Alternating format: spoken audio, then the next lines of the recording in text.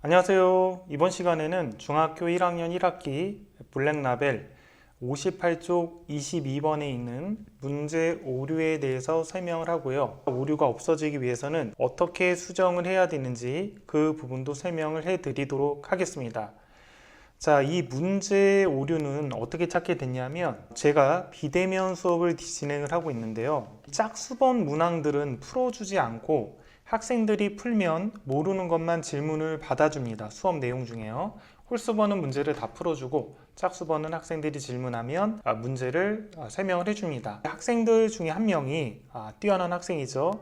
그 학생이 이제 질문을 한 거죠. 이 문제가 자기가 풀어봤더니 이런 부분이 있는데 그 문제가 잘못된 거 아닌가요?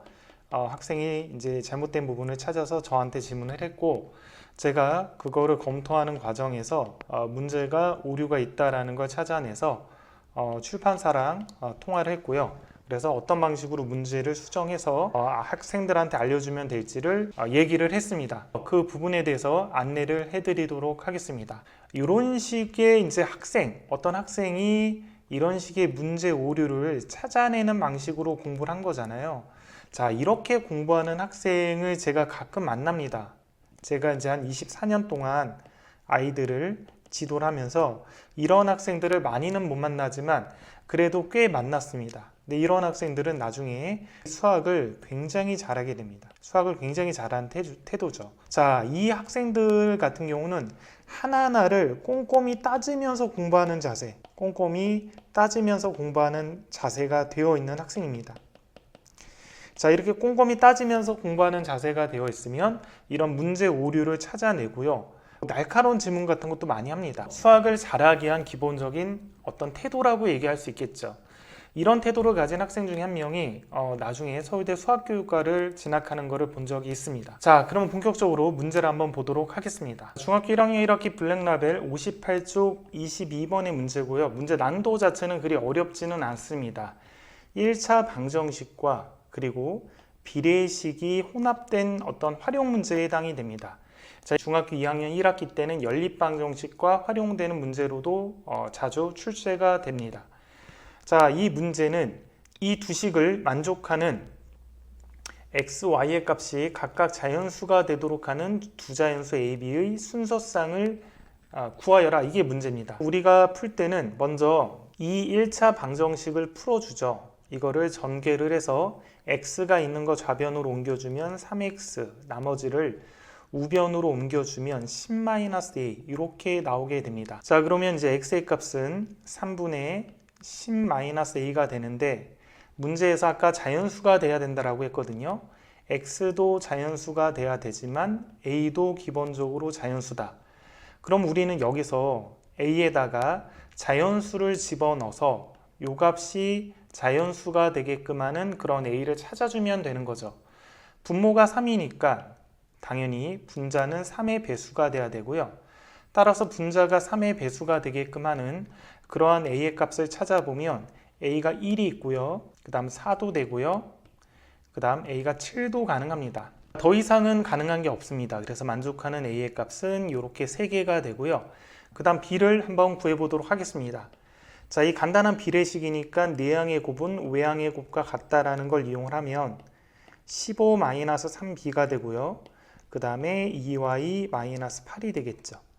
따라서 y를 우리가 구해보면 2분의 23-3b가 되겠죠. 자, y가 지금 자연수가 돼야 되니까요. 똑같이 이게 자연수가 되기 위해서는 분모에 2가 있으니 분자가 2의 배수가 돼야 된다라는 겁니다. 자, 그럼 분자가 2의 배수가 돼야 되는데 현재 23이 홀수잖아요. 그러면 홀수에서 뭘 빼줘야지 2의 배수, 즉 짝수가 되느냐라고 하면 홀수에서 홀수를 빼줘야 됩니다. 얘가 홀수니까 홀수를 빼줘야지만 뭐가 나오냐? 짝수가 나온다. 짝수가 나와야지만 분모에 들어있는 요 2로 약분이 돼서 이 값이 자연수가 될 수가 있다. 따라서 만족하는 b의 값은 뭐가 있느냐라고 하면 b는 이 값이 홀수가 나오게끔 해야 되니까 당연히 b가 홀수가 돼야 됩니다.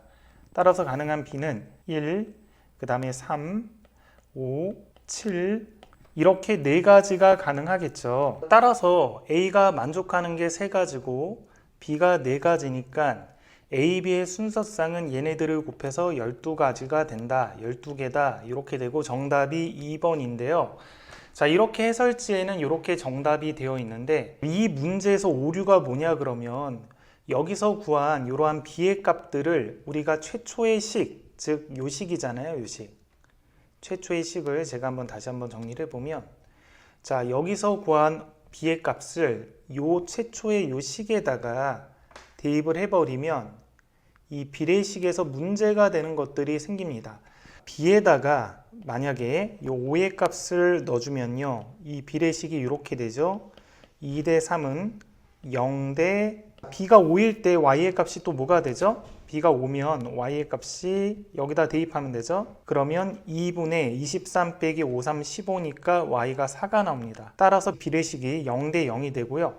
자, B가 7이 돼버리면 7을 우리가 여기다 집어넣어주면 어떻게 됩니까? 이 부분은 5-7이니까 마이너스 2가 되고요. 자, B가 7일 때의 Y의 값이 뭐냐면 1이거든요. 그래서 그 Y의 값 1을 요 식에다가 다시 넣어주면 1 빼기 4가 되니까 마이너스 3이 됩니다. 자, 그러면 이제 어떤 문제에 봉착을 하게 되냐면 여기서는 이 비례식에서 0이라는 값이 들어가게 되고요. 여기서는 이러한 비례식에서 음수의 값이 들어가게 됩니다.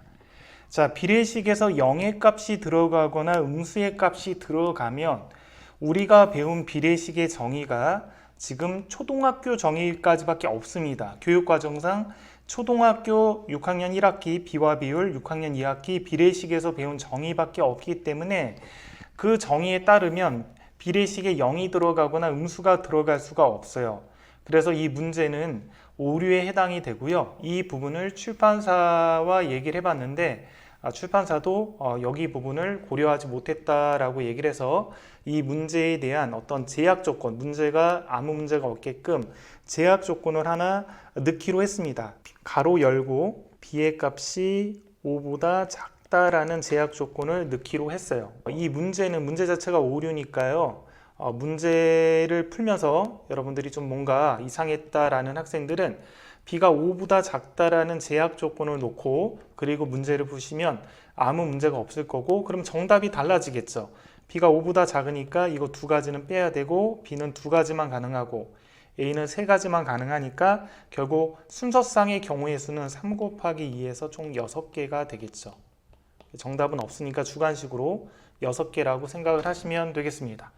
출판사 홈페이지에 가면 조만간 정오표가 게시가 돼 있을 것입니다. 그걸 활용을 하시면 되겠습니다. 그러면 비례식에 0이 들어가거나 혹은 음수가 들어가면 안 되느냐 이 부분에 대해서 한번 확인을 하기 위해서 우리가 초등학교, 중학교, 고등학교에서 교육과정에 나오는 그런 비례식 혹은 비와 비율 관련한 그런 정의들을 한번 살펴볼게요. 먼저 초등학교 6학년 1학기 교과서에 있는 내용을 한번 보도록 하겠습니다. 두 수를 나눗셈으로 비교하기 위해 나눗셈으로 비교한다는 걸 우리가 상대적 비교라고 하거든요. 그러니까 뺄셈으로 비교하는 걸 절대적 비교라고 합니다. 그래서 나눗셈으로 비교하기 위해 기호 땡땡을 사용하여 나타낸 것을 B라고 정의하겠다.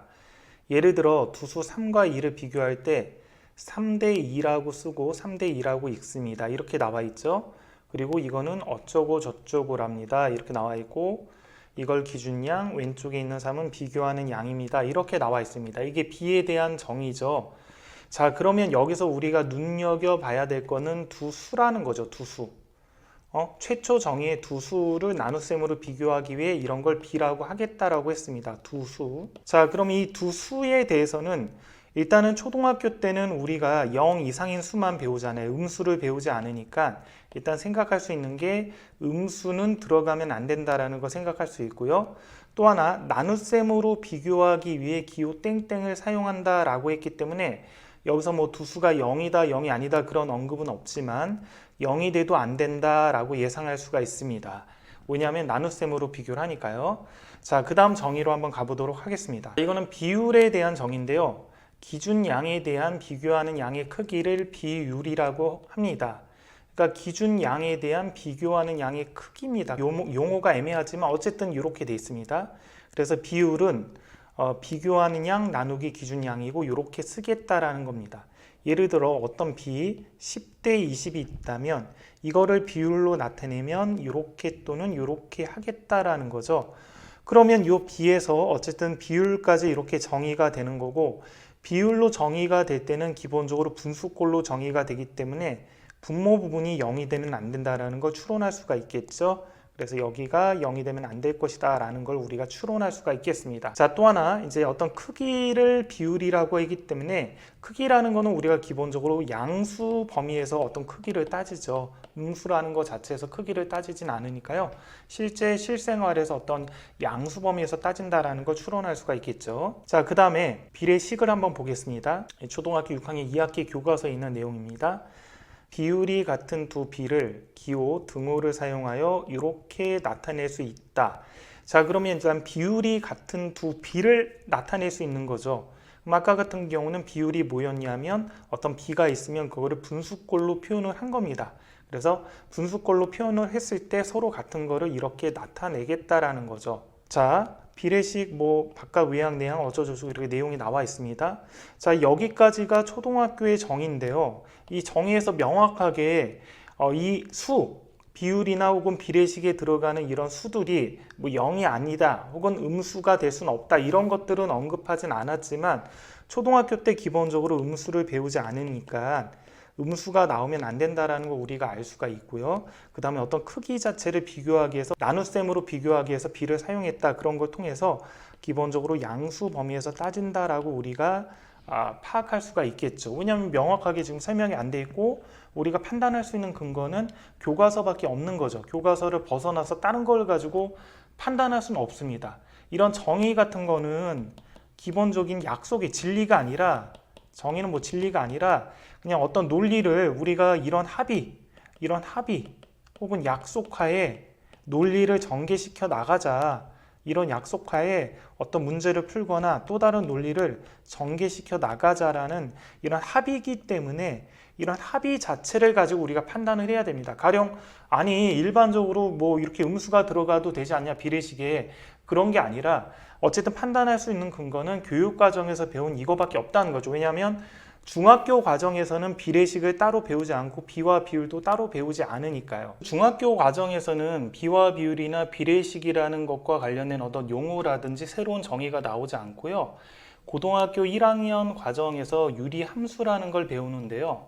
이 유리함수 파트에 유리식이 있습니다. 근데 문제는 이 유리식 파트에 비례식이라는 용어가 나오느냐 혹은 정의되느냐 안 되느냐 이런 걸 따졌을 때 제가 찾아본 교과서는 비상출판사 교과서인데 그 비상교과서에서는 비례식을 언급하지가 않아요. 그냥 유리식이 나오고 그 다음에 유리함수가 설명이 됩니다. 그러니까 비례식에 대한 언급이 없는 거죠. 자, 그런데 정석을 봤더니 기본 정석에는 이 유리함수 파트 유리식에 비례식을 추가해서 집어넣습니다. 그래서 요거는 정석에 있는 정의고요. 이 정석에 있는 정의를 잠깐 보면 A 대 B, C 대 D가 서로 같을 때 이렇게 쓴다. 이거를 비례식이라고 부른다. 이렇게 나와 있죠. 비례식은 다음과 같은 성질을 가지고 있다. A, B, C, D가 0이 아닐 때 다음 비례식은 동치이다. 이렇게 나와 있습니다. 그럼 이 부분에서는 0이 아닐 때 A 대 B 대 C 대 D는 뭐 이렇게 쓸 수도 있고 이렇게 써도 된다라고 나와 있으니까요. 이거는 당연히 음수가 들어가도 된다라고 추론할 수가 있겠죠. 0이 아닐 때라고 나와 있으니까. 그러니까 만약에 고등학교 교육과정에서 우리가 기본 정석에 나와 있는 논리대로 따라간다면 A 대 B 대 C 대 D 할 때 음수가 들어가도 상관이 없다라고 얘기를 할 수가 있겠습니다. 그런데 문제는 이게 이제 교과서에는 빠져 있기 때문에 교과서에서는 이 비례식에 대한 정의나 그런 언급이 빠져 있기 때문에 이 부분이 지금 교육과정상은 좀 애매하다라는 거죠. 이게 이제 어떤 논쟁의 근거가 되거나 논리의 근거가 되기에는 좀 힘들다라는 겁니다. 그래서 고등학교 정석을 풀 때는 정석이라는 교재에서는 이렇게 정의가 됐으니까 비례식이나 이런 걸 풀 때 음수가 들어가는 형태에도 아무 문제가 없다라고 해서 풀어도 되겠지만 우리가 지금 다루고 있는 중학교 1학년 1학기 과정은 어쨌든 비례식이라는 걸 이용을 한다면 초등학교 이후에 중학교 1학년 때까지 새로운 비례식에 대한 정의를 배우지 않았기 때문에 이 부분이 모두 양수에 대해서만 정의가 돼야 된다라고 판단하는 것이 타당하고요. 그렇게 해서 판단하는 것이 타당하기 때문에 B가 5인 경우하고 B가 7인 경우에 이렇게 표현이 되는 것과 이렇게 표현이 되는 것은 답이 될 수 없다라고 생각하면 되겠습니다. 오늘은 중학교 1학년 1학기 블랙라벨 58쪽에 22번에 있는 이런 문제 오류에 대해서 정정하는 영상을 찍어봤습니다. 여기까지 하겠습니다.